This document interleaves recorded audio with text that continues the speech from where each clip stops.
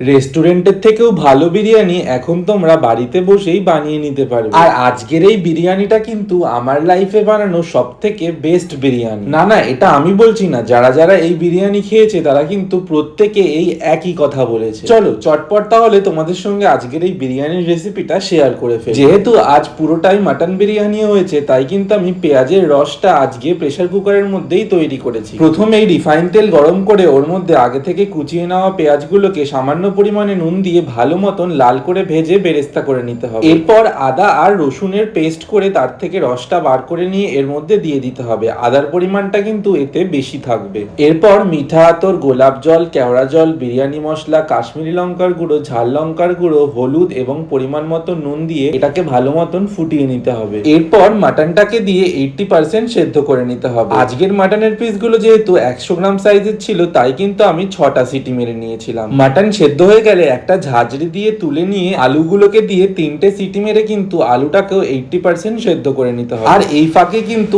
আরেকটা গ্যাসে আমি বিরিয়ানির জন্য ভাতটাকেও বসিয়ে দিয়েছি। বিরিয়ানির দম কিন্তু সবসময় গরম ভাত দিয়ে দিতে হয়, এতে করে বিরিয়ানি খুব সুস্বাদু খেতে হয় এবং পারফেক্টলি চালগুলো সেদ্ধ হয়। তোমরা যারা ভাবছো তোমাদের বাড়ির যে কোনো ছোট অথবা বড় অনুষ্ঠানে আমার থেকে বিরিয়ানি অর্ডার করবে, তারা কিন্তু স্ক্রিনে দেওয়া নম্বরে ফোন অথবা হোয়াটসঅ্যাপ করে অর্ডার করতে পারো। আর একটা কথা, অনেকে কিন্তু তোমরা আমার থেকে দুর্গাপুজোর মেনু চাইছো। আমি কিন্তু এখনো মেনু প্রিপেয়ার করে উঠতে পারিনি। আমি আগামীকালের মধ্যে কিন্তু মেনু ফেসবুকে শেয়ার করে দেবো। এইবার বিরিয়ানি দম দেওয়ার পালা। সবসময় কিন্তু বিরিয়ানি দমের জন্য এমন পাত্র চুজ করবে যেটার নিচটা গোল হবে। নিচটা ফ্ল্যাট হলে পারে কিন্তু বিরিয়ানি ভালো মতন দম দেওয়া যাবে না।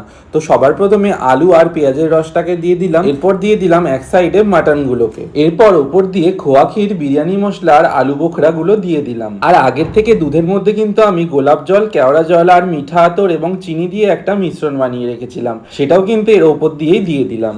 আর যখন তোমরা বিরিয়ানির ভাতটা বানাবে ওর মধ্যেও কিন্তু অবশ্যই নুন দেবে। তো বিরিয়ানি দম দেওয়ার জন্য কিন্তু প্রথম লেয়ারে 50% সেদ্ধ করা ভাতগুলোকে দিতে হবে, আর ওপর দিকে কিন্তু 80% সেদ্ধ করা ভাতগুলো দিয়ে ভালো করে মুখটা বন্ধ করে দিয়ে ঠিক এইভাবেই প্রথমে হাই ফ্লেমে 10 মিনিট, তারপর একদমই লো ফ্লেমে আরো 15 মিনিট বিরিয়ানিটা দম দিতে হবে। আর একটা কথা তো বলতে ভুলেই গেলাম, আজ কিন্তু আমি বিরিয়ানি দম দেওয়ার সময় ঘি দিয়ে দিয়েছিলাম, তাই ওপর দিয়ে আর দিলাম না। আর যেহেতু আজকের বিরিয়ানিটাতে আমি আলু বোখরার পরিমাণটা একটু বেশি দিয়েছি, তাই আর টক দই ব্যবহার করিনি। রেসিপিটা বাড়িতে ট্রাই করে আমাকে জানাতে ভুলো না যে কেমন হলো। ভিডিওটা ভালো লেগে থাকলে লাইক, কমেন্ট এবং শেয়ার করে দিও। অবশ্যই আমার চ্যানেলটাকে সাবস্ক্রাইব করে দিও। আর ফেসবুক কিংবা ইনস্টা থেকে দেখে থাকলে ফলো করে দিও।